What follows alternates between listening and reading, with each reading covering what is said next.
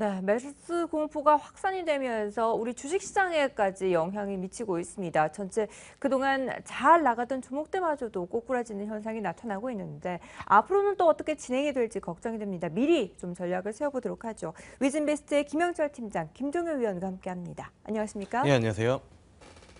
네, 일단 어제 시장 전체적인 얘기부터 해보도록 하죠. 지수부터 확인을 해보면 코스피가 장중의 변동성이 확대되면서 2,080포인트까지 내려오기도 했고 코스닥 시장에서도 상대적으로 강세를 시현하면서 710포인트 이상 올라왔습니다. 7년 5개월 내 최고치를 기록하긴 했지만 아직까지 수급에 대한 불안감은 나타나고 있는데요. 현재 시장 6월 시작하자마자 실망감이 맴돌고 있습니다. 어떻게 평가하시나요?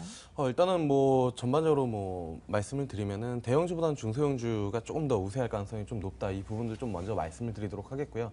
일단 그렇게 보고 있는 이유는 어제장에서도 사실 극명하게 좀 나타난 부분들이 아닌가 이렇게 좀 볼 수가 있겠습니다. 뭐냐면은 대형주 같은 경우에 코스피 같은 경우에 대내적인 악재에 이제 좀 많이 노출되어 있고 그런 거에 따라서 이제 수급 변화 그리고 수급 압박이 나타날 가능성이 좀 높기 때문에 선제적으로 좀 대응이 나타나고 있지 않나 이렇게 좀 판단할 수가 있겠는데요.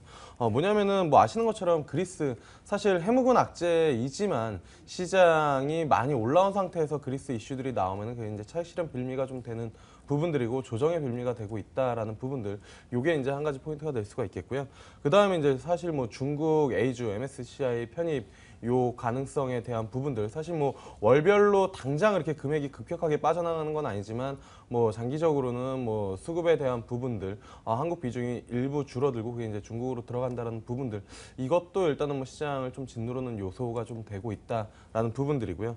그다음에 또 하나는 사실 이제 뭐 16일 날 17일 FOMC에 대한 부분들 뭐 9월 금리 인상 개인적으로는 9월에 금리 인상을 하기는 쉽지 않다라고 이제 좀 보고 있지만 어쨌든 시장에서 9월, 12월 계속 이야기들이 나오고 있기 때문에 이러한 부분들도 좀 시장을 짓누르는 부분들이다. 그리고 금리 인상과 맞물려서 결국에는 엔저에 대한 이슈들이 계속 시장에 부정적으로 좀 작용을 하다 보니까 사실 코스피 호재보다 악재를 찾기가 훨씬 더 쉬운 그런 상황이기 때문에 수급적인 부분들이 좀 불안하게 움직이고 있다라고 볼 수가 있겠고요.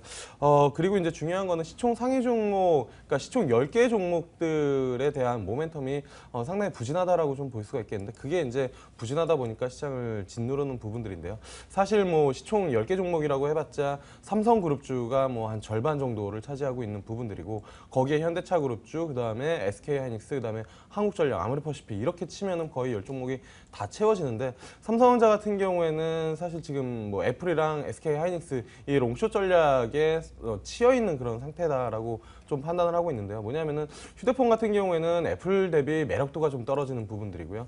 그다음에 반도체 같은 경우에는 SK하이닉스 대비 매력도가 떨어진다. 그렇기 때문에 외국인 수급이 못 들어오는 그런 부분들이고 그리고 이제 관련 그룹주 뭐 지주사 이슈 그걸로 해서 이제 급등했다가 차익 실현이 나오면서 전반적으로 부진한 흐름들을 좀 보여주고 있고 현대차 그룹주 대표적으로 엔저 이슈가 계속 맞물려 있는데 개인적으로 현대차 그룹주가 급격하게 상승이나 반전을 할 수 있는 요인 한 가지만 본다라고 하면 역시나 지주사에 대한 부분들 지배구조 개편 이 이슈가 언제 나올지는 모르지만 그런 부분들이 좀 나와야 확실히 뭐 투심이나 아니면은 흐름이 바뀔 가능성이 좀 높다 이렇게 좀 보고 있는 부분들이고요. 그 외에 뭐 아모레퍼시픽 같은 경우에는 메리스나 뭐 이슈 그러니까 뭐 밸류에 대한 부분들 이런 부분들이 계속 제기가 되다 보니까 시총 10개 종목들이 못 간다 그러다 보니까 전반적으로 시장에 주도주가 없는 상태에서 끌어올리지 못하고 있는 그런 상황이다 이렇게 좀 판단을 할 수가 있겠습니다. 그리고 코스닥 같은 경우에는 개인적으로 어제 좀 의미 있는 흐름이 좀 나타나지 않았나 이렇게 좀 볼 수가 있겠는데 장 초반에 급락을 했거든요. 근데 그걸 V자 반등으로 들어 올렸다라는 부분들이에요. 그리고 그 수급의 주체가 일단은 외국인 쪽에서 매수가 들어왔다라는 점에서 저는 개인적으로 코스닥은 신고가가 다시 한번 직전 고점들을 돌파하면서 신고가가 나올 가능성이 좀 높다. 그래서 전반적으로 포트폴리오나 아니면 수익률 측면에서는 대형주보다는 중소형주가 우세할 가능성이 좀 높다. 이렇게 좀 말씀을 드리도록 하겠습니다. 네, 그리스 디폴트에 대한 우려도 남아있고 중국 A주 MSCI 편입과 함께 금리 인상에 대한 시그널도 16일 FOMC 회의를 통해서 확인을 해야 됩니다. 메르스까지 악재가 아니라 불확실성으로 남아있다라는 것이 더 문제인 것 같은데요. 위원님은 어떻게 보시나요? 네, 뭐 다른 부분은 뭐 크게 차이가 없는데 아마 이제 중소형주에 관한 부분은 약간은 좀 차이가 있을 것 같아요. 그래서 저는 이 상한가가 확대되기 이전까지는 아마 코스닥 시장이 좀 더 강세를 보일 가능성이 있지만 6월 15일 이후로 상한가가 확대될 경우에는 과거의 경험도 그랬고 우리 시장이 12%에서 뭐 15%로 늘릴 때도 마찬가지였고요. 코스닥 시장의 변동성이 훨씬 커졌거든요. 특히 코스닥 시장에서 지금 게임주들, 일부 전자결제 관련주들, 바이오주들 그리고 최근에 이제 움직이고 있는 뭐 그 보령 메디앙스 같은 종목군들도 신용잔고가 엄청나게 많이 쌓이고 있습니다. 전체 시가총액 대비해서 지금 5%, 4% 이상 쌓인 종목군들이거든요.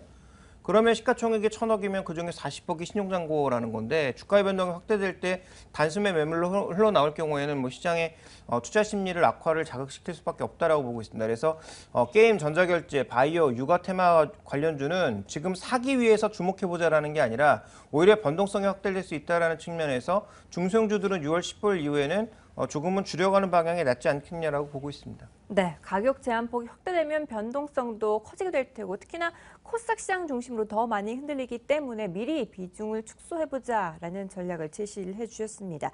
자, 이렇게 대외적으로도 대내외적으로도 불안한 상황들입니다. 6월 증시 첫 발을 디디기에 무섭게 시장에 대해서 불안감이 맴돌고 있는데 전체적으로 시장 어떻게 전략을 세워야 될지 그 안에서도 안전한 종목은 있겠죠. 예. 일단 뭐 전반적으로 시장 같은 경우에는 지금 뭐 실적이나 수급 그리고 이제 성장 스토리가 좀 유효한 종목들 위주로 좀 대응을 하는 게 맞지 않을까 이렇게 좀 보고 있는 그런 상황이고요. 그리고 이제 뭐 시장에서 메르스에 관련된 이슈들이 좀 많이 발생이 되고 있는데 사실 그 흐름들을 좀 보면은 그러니까 주식시장만큼 좀 차갑지만 비이성적인 시장이 좀 있나 이렇게 좀 볼 수가 있겠는데 차갑다라는 거는 사실 뭐 사망자가 좀 발생하고 좀 부정적인 이슈들이 좀 많이 발생함에도 불구하고 수혜주를 찾는다라는 점이 일단은 좀 차갑다라고 좀 볼 수가 있겠고 그다음에 비이성적이라는 거는 실적이나 아니면은 확실한 모멘텀이 부각이 안 되는 그러니까 그런 관련 쪽으로 이제 뭐 실적이 발생이 안 되는 그런 기업들이 급등을 한다라는 점에서 좀 비이성적이다 이렇게 좀 볼 수가 있겠는데 사실 이거 전염병 같은 경우에는 좀 그 예측하기가 좀 어렵다. 그렇다라고 하면은 이거를 제외하고 펀더멘탈 측면에서 좀 본다라고 하면은 사실 어제 이제 뭐 하락을 한 뭐 화장품이나 아니면 카지노 뭐 여행주 같은 경우에 화장품 같은 경우에 밸류에이션 논란이 지속적으로 좀 있었기 때문에 이거와 관련된 차익 실현 빌미가 좀 됐다라고 좀 보고 있는 측면이고요. 그다음에 여행이나 카지노 같은 경우에도 뭐 마찬가지다라고 좀 볼 수가 있겠습니다. 뭐 여행주도 상당히 많이 올라왔던 상태고요. 하지만 뭐 카지노 같은 경우에 많이 올라오지 못했던 상황이기 때문에 개인적으로는 카지노 같은 경우 이런 이슈로 인해서 추가적으로 하락을 한다면 저는 분할 매수로 좀 충분히 대응해서 트레이딩 전략을 좀 짤 수 있지 않을까 이렇게 좀 말씀을 드릴 수가 있겠습니다. 네, 이 메르스라는 공포감이 심각합니다. 여행주들뿐만 아니라 카지노주까지 일제히 흔들리고 있는데 그동안 잘 나갔던 중국 수혜주들 중심으로도 많이 흔들리고 있는데요. 어떻게 접근을 해야 될까요? 중국 인바운드의 피해가 예상되고 있으니까 당연히 관련된 종목군들이 흔들리는 것이고요. 뭐 이들 종목의 변동성은 뭐 단계적으로도 확대된다라고 봐야 될 것 같습니다. 저는 결론만 말씀드리면 일단 이들 종목에 대해서는 수혜주든 피해주든 상관없이 전반적으로 비중 축소다라고 봐야 될 것 같은데요. 수혜주는 수혜가 없고요. 피해주는 다만 이제 우리가 살펴봐야 될 때 정말 이 피해가 상대적으로 작고 대장주인가를 살펴봐서 나중에 다시 편입하는 걸 생각해 봐야 된다는 거죠. 일단 단기적으로 보면 둘 다 모두 비중을 줄여야 될 것 같고요. 중장기적으로 봤을 땐 수혜주는 뭐 장기적인 관심이 아예 없고 그나마 이제 피해주들이라고 꼽혔던 종목군들 중에서 뭐 파라다이스라든지 호텔신라라든지 이런 종목군들은 또 모멘텀이 살아날 수 있으니까 단기적인 조정 이후에는 저가 매수 기회를 살펴보시는 게 좋지 않을까 이렇게 보고 있습니다. 네, 오히려 단기적인 악재로 작용을 한다면 저가 매수의 기회로도 삼을 수 있다라는 의견까지 말씀을 해주셨습니다.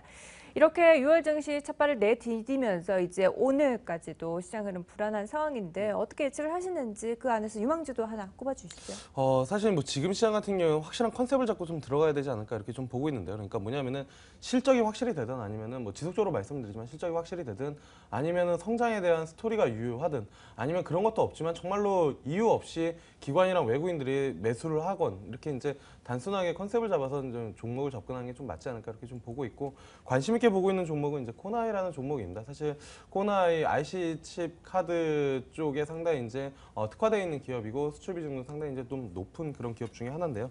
1분기 어닝 서프라이즈를 기록을 했습니다. 영업이익 기준으로 한 140% 큰 폭으로 증가를 하는 흐름들을 보여줬고요. 그 다음에 이제 뭐 오늘부터 국내에서도 이제 IC 칩이 뭐 장착되지 않은 카드 같은 경우에 사용이 좀 안 되는 그런 모멘텀도 뭐 단기적으로 좀 있을 수가 있겠고, 그다음에 장기적으로는 미국이랑 그다음에 중국 쪽 이쪽으로 이제 교체 수요가 꾸준하게 좀 발생이 되고 있는 그런 부분들이기 때문에 뭐 중장기적인 뭐 이익에 대한 어느 정도 신뢰도는 좀 높지 않을까. 그래서 좀 관심 있게 지켜볼 만하다 이렇게 좀 말씀을 드릴 수가 있겠습니다. 네, 코나의 1분기 어닝 서프라이즈 이후의 성장성까지 보여오고 있다라고 평가를 하고 계십니다. 전반적으로 분위기가 참 좋아지고 있죠? 예. 네, 알겠습니다. 오늘 시장까지 기대를 해보도록 하겠습니다. 지금까지 위즈인베스트의 김영철 팀장 그리고 김종효 위원과 함께했습니다. 말씀 감사합니다. 네, 감사합니다.